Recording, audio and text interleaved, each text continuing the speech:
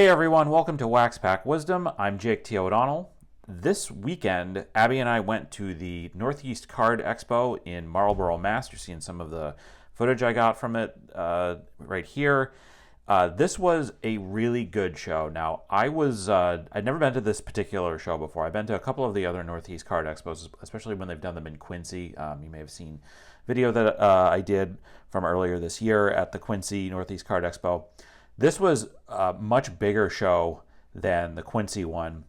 They reported and advertised this as having 400 tables at this show in Marlborough, and I believe that to be accurate because they filled that hall there. And I didn't know what to expect. I never know what to expect with a show that I've never been to before, in part because you just never know, as somebody that only really collects vintage, how much of it is just going to be, modern sports and, Pokemon. And this was a really nice mix. There was more vintage than I was expecting. I'm going to start with maybe a relatively obvious place to start, which is this 68 set build. So I was able to buy about 2 lots of 68 cards, and I got some pretty key cards in the set that I didn't have.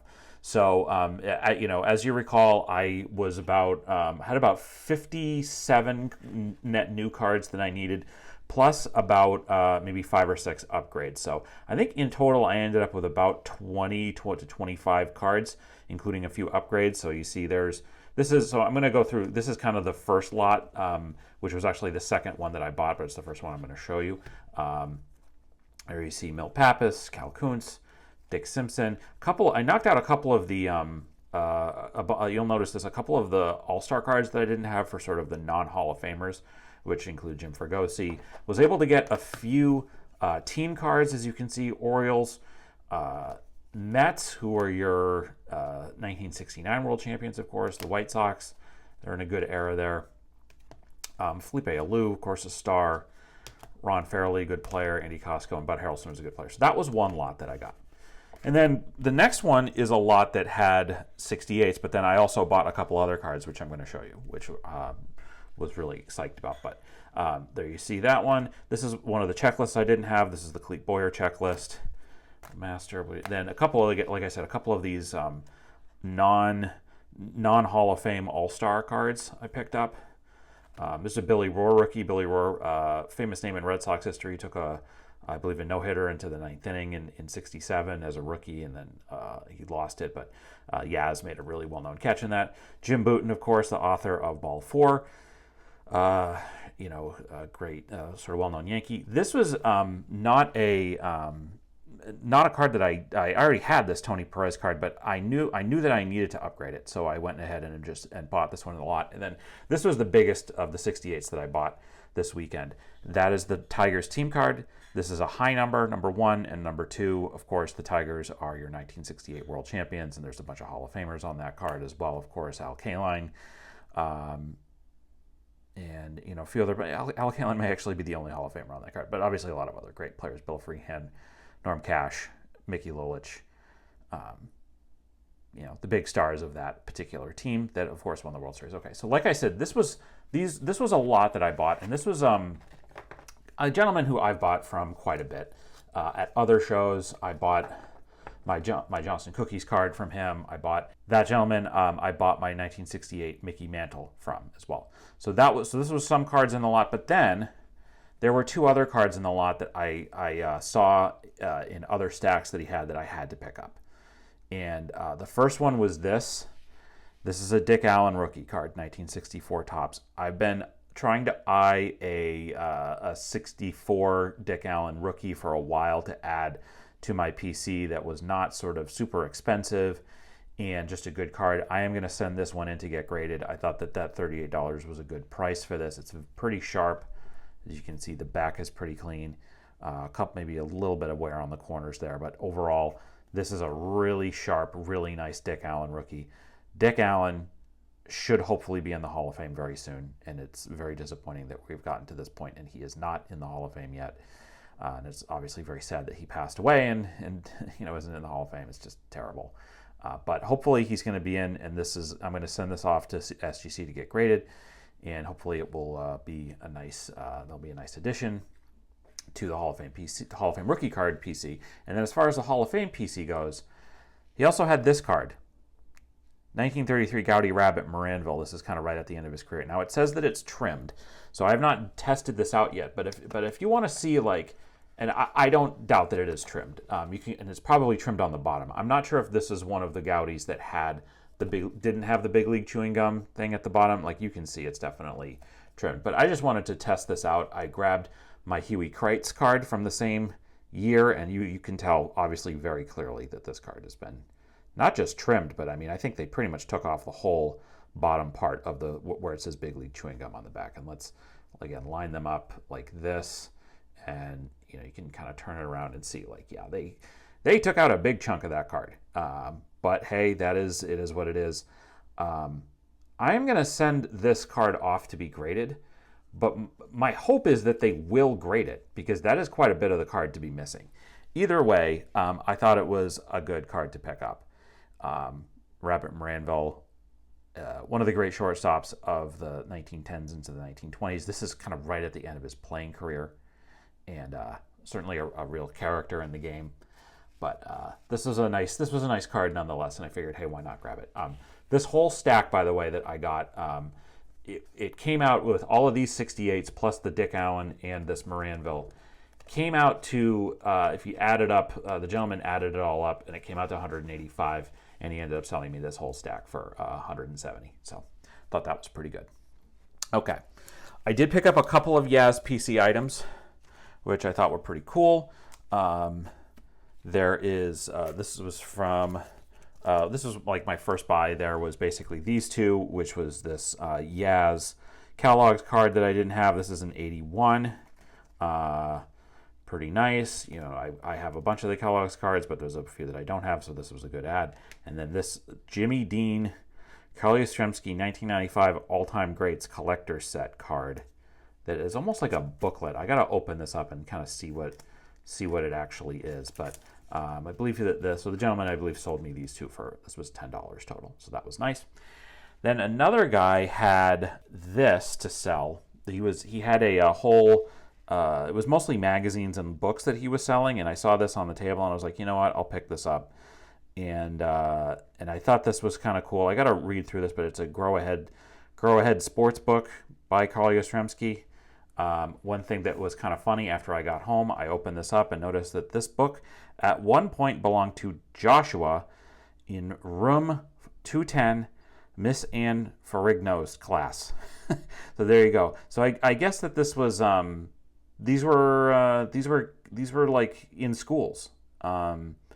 This book was written to help you play winning baseball every time you play. Of course, you tell me that's exactly what you want, what you do, but do you really play to win? And so there's a whole, I got to go through and look through all this, but it seems like it's basically like trying to teach you how to play baseball. And look at the artwork in this. That's really neat. This is from 1969. So this is when Yaz is kind of at the peak of his powers, just about wins the Triple Crown in 67, is the American League batting champion in 68. So I thought this was really neat. Yeah, I mean, even on the front there, that artwork is really good. So, and then the guy wanted $3 for this, and he didn't have any singles, which was weird because he probably could have just told me, hey, give me $5 for this. But I wanted to grab something else just to make it $5. He couldn't give me he didn't have the change, so I got this like Wade Boggs. I guess it's a Pog. I don't know. This is from 1988, so figured why not? I'll get that too. So that was really nice. That was a nice, cool addition to the Yaz PC. So then there's just two more cards that I bought, and they're both pretty big ones. They're the two biggest ones of the day. So I walked up to a table that had a bunch of vintage and a bunch of stacks of cards of vintage. There was a stack of, they were stacked by year, and there was a stack of 49 Bowmans. And on the top of that stack was a Larry Doby rookie that they wanted $500 for. It was in good shape, and I believe that the Larry Doby rookie from the 49 Bowman set is a high number. So I wasn't surprised by that, but I figured there's so many Hall of Fame rookie cards in the 49 Bowman set. I figured, I'll just take a look and see what else is in there. So I asked if I could look at the stack. And in that stack was this card. That is a 49 Bowman, low grade to be sure, early win rookie card. I saw even that price, 75, and I said, I'm gonna buy this card. This is even in sort of off condition, this is a rookie card, a key rookie card from the 40s of a Hall of Famer that I need to add to my Hall of Fame rookies. And you can see the back. It's obviously, again, this is a low grade card. So as you see, it's marked 75. I asked if they would do 60 for it, and they said yes. And I have a sheet that I bring to all of the shows that has approximate values of Hall of Fame rookie cards and other cards that I want to buy. And I have it broken down by different grades. So this one, I have the range for an SGC 1 for an early win rookie card to be between $100 and $150. And I think most likely this should come back as a 1. If my Jackie Robinson 1956 with all of that crap on the back of it could come back as an SGC 1, I have a feeling this card will come back as an SGC 1 as well. And probably a low end one, so probably closer to the $100 mark, but still no matter what, I got a steal of a deal on this card, and I'm thrilled. So this will be going off to SGC as well, along with those other two cards I showed you. Okay, so there's one last, I'm just gonna pop this up here for now, and we'll probably show that off at the end.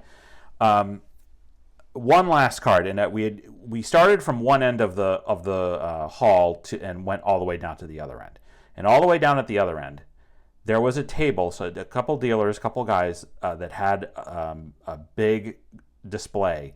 I'd never seen these folks before, and I meant to ask where they were from, but I didn't. Tons and tons of T206s and caramel cards as well, and T205s. But the stuff that I'm really trying to go after and really trying to collect. It was almost overwhelming how much he had. Like, there was so much really good stuff. There were a few big cards, like, you know, Walter Johnson's and Ty Cobb's and stuff like that. And so obviously a little bit out of my price range for this particular show. So, but he had a few lower grade and lower cost Hall of Famers. And again, I'm trying to grab Playing Days Hall of Fame cards from as many Hall of Famers as I can. The guy had 2 Fred Clark cards. T206 Fred Clark cards. One was an SGC 1 that had some paper loss on the back, and the other was an SGC 2. Here it is. I bought the SGC 2. You can see it was marked at $225. I offered $200, and he said yes. So I'm actually going to take this out of here because I want you to see how nice this card is. But look at this. Look at this. This is such a beautiful card. Obviously, it's got a crease along the front there. For a T206, the corners are very sharp. I love the sort of quote unquote action poses, or basically the guys in the looking like they're playing baseball as opposed to the portrait. And then the back is so clean. Again, the one had paper loss up here, and actually Abby encouraged me to buy this card instead. I think that he had the one at 155, and again, like in the 2, he had it for 225. So I was like, all right, fine. I'll buy this one. And again, Abby actually encouraged me to buy this. So this is immediately, I think it's even nice. Even though I think my my Johnny Evers is a 2.5, I think this card is nice. It looks nicer. So again, Hall of Famer Fred Clark, teammate of Honus Wagner, eventually also was the manager of the Pirates for quite a while as well. So anyway, that's gonna go. Right, whoops. Of course, I knock everything over. I'm just gonna leave old Fred right there and lift him up here, and then get out of the way of the shot so that you can actually really see Fred. So anyway, Early's fine. Don't worry about Early. He's okay. All right. So anyway, so that's it. Those were the pickups. This was a great show. Don't really have a lot of plans for other shows in the short term here. Hopefully, some others will materialize here. Probably Dedham in a few weeks, and we'll see what comes of that. Got some cards I'm looking at, and a really interesting item that I'm looking at in the Robert Edwards auction that's ending tonight. I'm recording this Sunday, so be on the lookout for that. We got to update all of my 68 top stuff because I've added about 20 cards to the build, and then I'm going to post this Monday, and then Tuesday will be a special video to commemorate the 1-year anniversary of the actual real start of this channel. The day that we originally posted our first videos. And I'm going to record that video later tonight. It will be posted on Tuesday, and really excited about that. And again, I want to thank everybody for your support over the course of the last year plus. And hopefully you'll watch that video Tuesday and keep watching. I don't have my little sheet with my spiel at the end here, but just would please ask everybody, please subscribe if you enjoyed this content. We've got a lot more good stuff coming. Let us know what you thought of these pickups, of what you thought of these of the prices I paid for some of these items. Just please let me know. I'd love to hear what you have to say. Love to hear your thoughts. Please check out all of the links to our where you can follow us on social media below, as well as the list of nonprofits and charities. If you enjoyed this content, please consider making a donation to one of those organizations. It would mean a lot to us. So thanks very much for watching, and we'll see you next time on Wax Pack Wisdom. Take care.